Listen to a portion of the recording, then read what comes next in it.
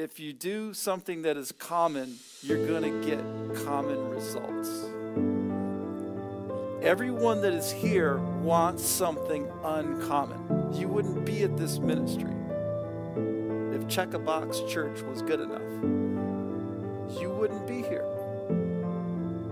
If serving and doing, and there's nothing wrong with those things, but you, by definition, are uncommon because you are here.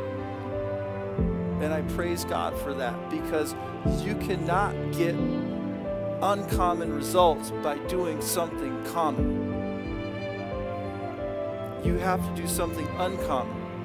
And if you put common into it, that's what you're going to get out of it. And that's what a lot of people experience. And their Christianity and their walk that was once on fire becomes stagnant because it's become common and going through the motions.